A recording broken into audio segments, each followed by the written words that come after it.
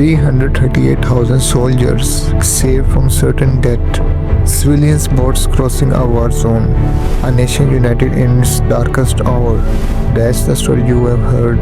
But what if I told you this miracle was actually a disaster, covered up, reshaped, and sold as hope?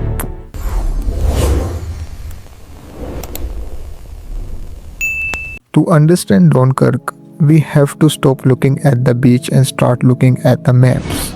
May 10th, 1940, Germany invades Western Europe. The Allied plan: march their best troops into Belgium and hold the Germans there. It seemed logical. It was exactly what Germany wanted, because the real attack came somewhere else. Through the Ardennes, hilly region in the French had declared completely impossible for tanks. They were wrong. German panzer divisions cut through that forest like a blade, crossed the Meuse River, and raced straight to the English Channel. The rest of France, trapped, sea behind them, Germans closing from three sides. French commander was immediately fired. His replacement proposed a counterattack. It never happened.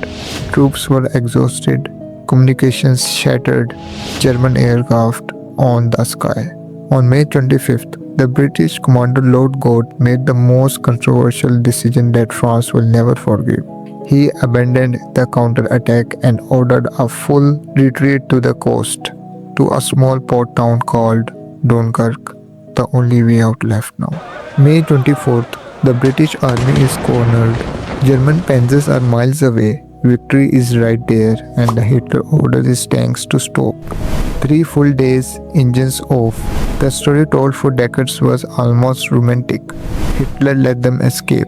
A gesture of goodwill. A secret hope for peace with Britain. It's a good story, huh? Almost certainly false. The order didn't originate with Hitler. It came from General von Rundstedt, and his reasons were coldly practical. His tanks had been fighting for 2 weeks straight.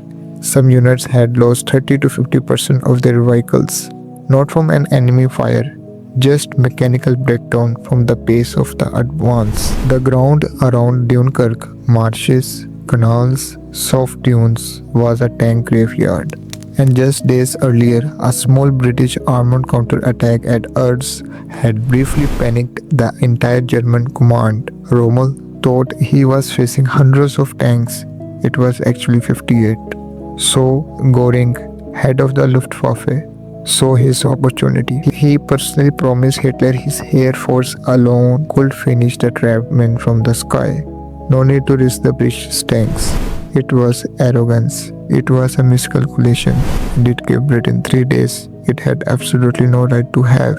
If you have seen the movies, you think little ships saved the day. The heart of the Dunkirk legend. Hundreds of tiny civilian boats, fishermen, ordinary people sailing into a war zone to bring their soldiers home. Beautiful story.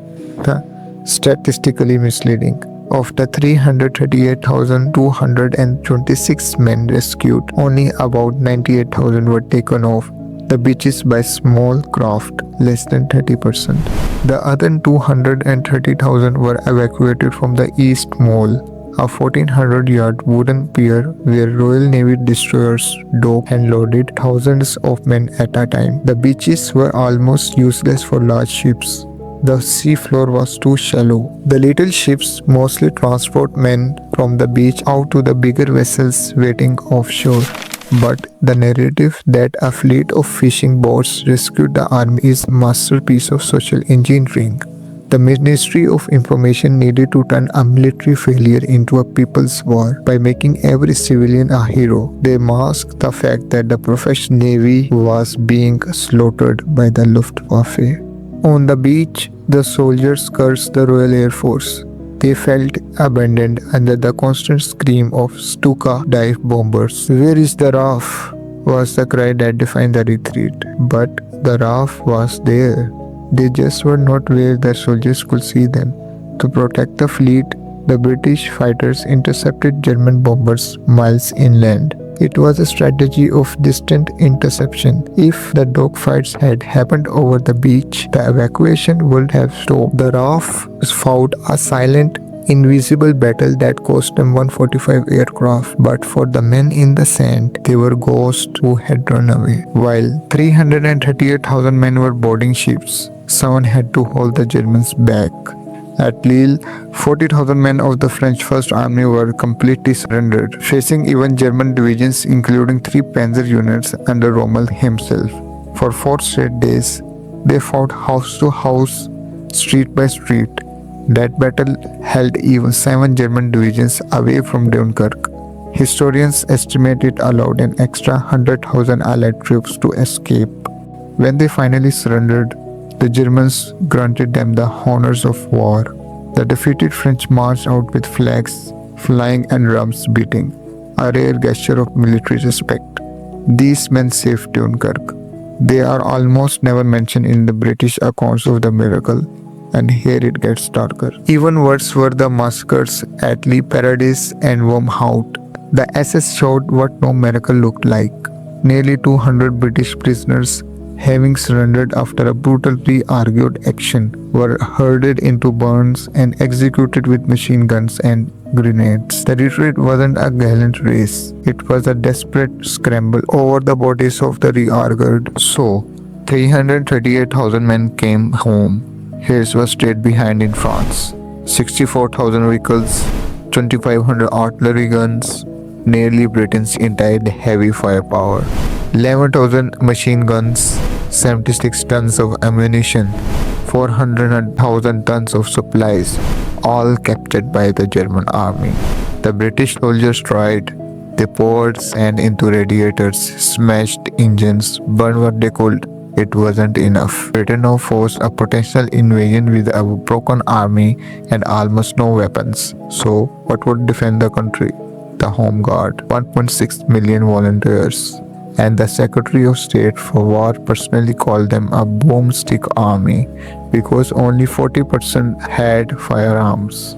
This was the reality behind the Dunkirk spirit. So, was it a miracle? Britain survived because Hitler's generals made one cautious tactical mistake. Because French soldiers died holding a line nobody remembers. And because a government facing the possible end of its civilization, Dunkirk wasn't a miracle. It was a catastrophe that Britain chose to remember as one.